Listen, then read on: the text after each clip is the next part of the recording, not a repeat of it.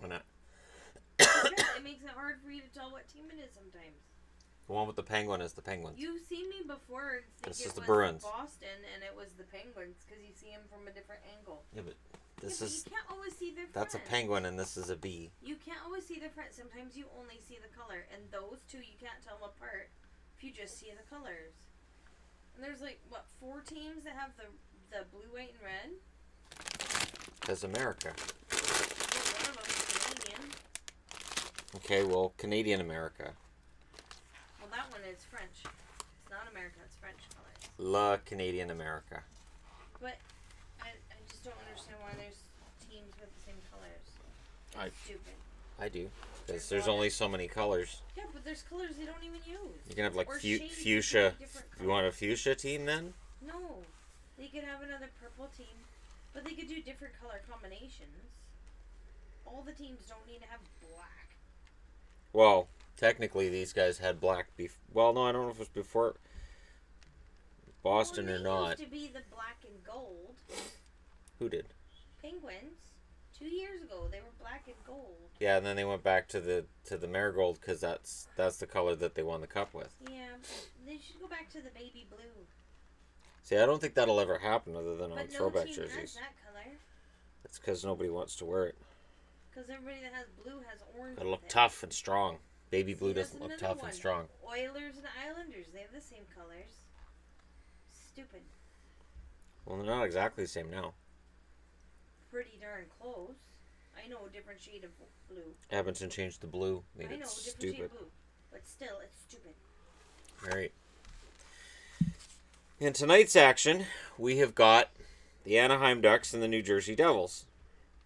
And this is what I'm going to be watching because the Ducks lost their last game. They now have eight overtime or shootout losses. And they're against New Jersey, who have 5, but Jersey won their last game. Gibson's the likely starter for Anaheim. Of the two, you know what? I like the upward momentum of the Ducks. I know they lost their last game, but I still think they have some upward momentum, and I still think that in the Pacific, you're going to hear a lot more from the Ducks, especially as we get close to the halfway mark of the season. They start getting healthier. The Ducks are going to get better. For the Devils, I do think they overachieved at the start of the year. I do think they're higher up right now than where they're going to end up.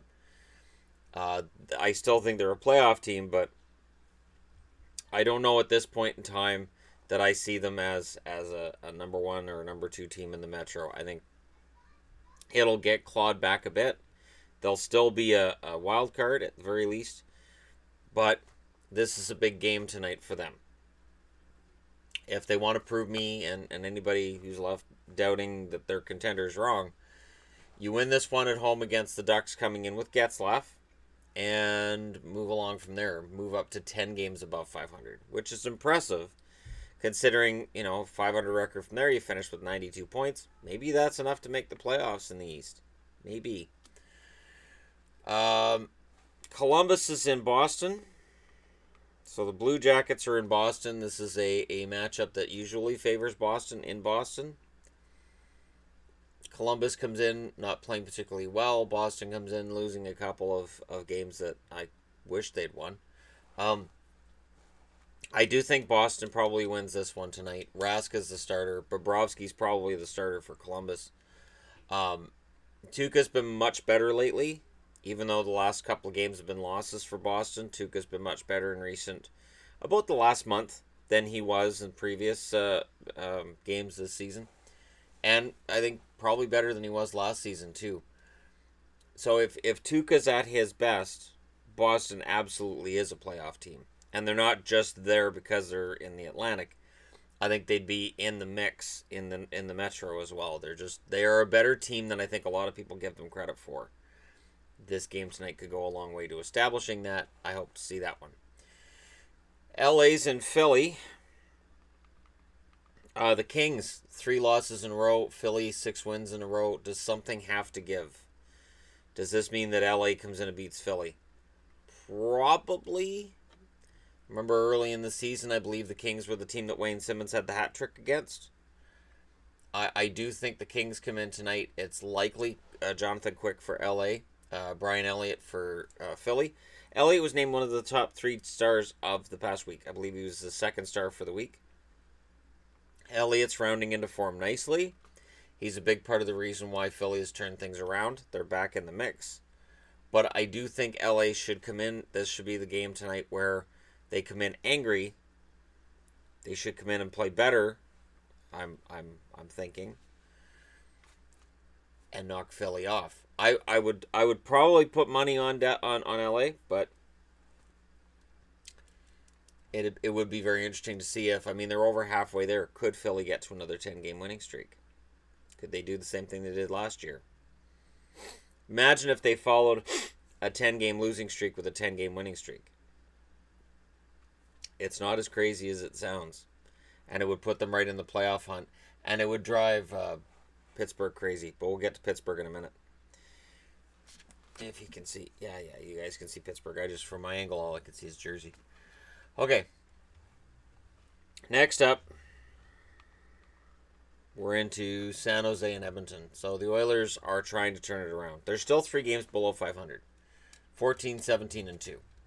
The Sharks are coming off of a loss. They're 17, 10, and 4. I see Edmonton, and I almost get an aneurysm saying it. I see Edmonton winning 2 in a row. I see Edmonton starting to get better. I really think it's going to happen. I don't know that I see them as a playoff team. It's been about a month, I think, since I said 2 weeks to a month when I said, all right, I give up. And in terms of the Oilers making the playoffs, I've kind of given up. But they have to go on some kind of a run here, don't they? I said that before. I've said that for weeks. And yet, here I am again. For San Jose, after seeing what Calgary did last night, they're going to want to keep pace with the Flames. And this is a good test for them. And we'll see if it works out for them. I don't know. Yeah, I would probably take Edmonton. And again, I say that while my brain's kind of aching at even saying it. Pittsburgh and the Colorado Avalanche. So the Avs are at home. The Penguins are on the road. The Penguins won their last game on the road. This absolutely favors the Avalanche. This favors the Avalanche because it looks like it's Murray and probably Varlamov. Murray and Varlamov, I would say Varlamov's the better of the 2 goalies right now. And I'll just let that sink in for a little bit. I do wonder if Pittsburgh struggles, if Jarry can get in there and end up wrestling away that starting spot. He could. It's a big game, and honestly, it's a big game for Colorado. Again, so they sit right now at 15, 15, and 2. 15 wins, 15 losses, 2 overtime losses. If they lose tonight, they drop to 15, 16, and 2, and then the narrative becomes, can they get back to 500? Is it happening again? Now, they're 7th place in the Central. They are in the toughest division in the league in the Central in terms of being able to move your way up, other than probably the Metro, which has 8 teams that are trying to move their way up, and no team in the Metro is below 500. It's an important game tonight for the Colorado Avalanche to win, in terms of how that's going to play. If they can beat an incoming Penguins team, say 5-1, then the narrative turns back to, look what a good season the young players are having. If Pittsburgh comes into this game and wins 5-1, the narrative kind of becomes, well, now that they're below 500, they've avoided it all year, now they're below 500, which pieces might they be looking to sell at the deadline, blah, blah, blah. It becomes a little more, aesthetically, being above 500, below 500 may not mean a lot. It probably doesn't mean very much to the players. All they care about is, are we in the playoffs? But for media, and for those of us that have to listen to the media, as soon as they drop below 500, those are questions that are going to start getting arisen quite a bit. So if you want to avoid the early speculation about who Colorado might sell, what they might get for them, I'm looking at Landeskog here. The question that becomes, and for fans, I know Landeskog's not going anywhere. I'm just saying media. Media will look at Landeskog and say, well, since Duchesne brought us back 7 assets, How many assets can you get for Landeskog? We think 5. And they'll have articles about that. Anyhow, just by saying it, I think I created an article, that'll show up online by the end of this video. I'm honestly pulling for the Avs in this one because it's kind of fun to see Pittsburgh scrambling. They've won back-to-back Stanley Cups. What do you do in Pittsburgh if you go from back-to-back Stanley Cups to missing the playoffs? What if they're the 9th best team in the East? So you can argue any other year they would have made the playoffs. This was just a fluke year where everybody was really good. Everybody stayed ahead of them. Do you stay on track? Do you leave things the same, or do you pull a major change? At what point does Jim Rutherford look at this team and say, well, it's not good enough, we got to pull it apart?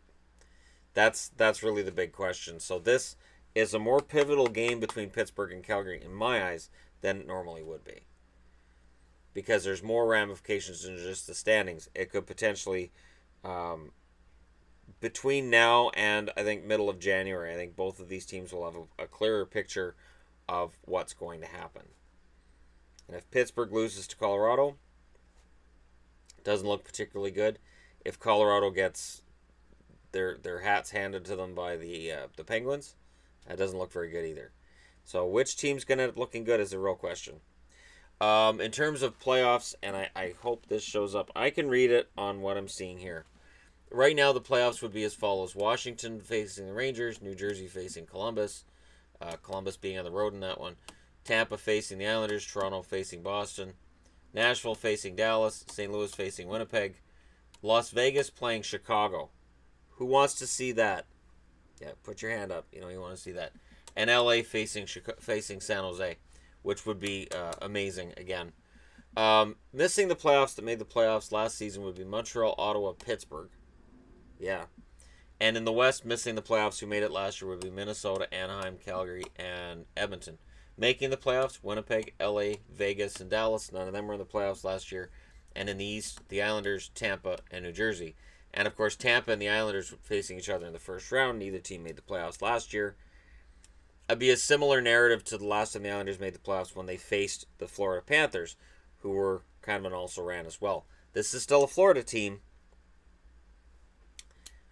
Bit of a different story. Bit of a different talent level. Not quite the sort of, this is kind of a fluke thing that the Florida Panthers had going on 2 years ago. I don't like the odds of the Islanders getting out of the first round in that one. To me, though, the interesting one is Chicago getting back into the race.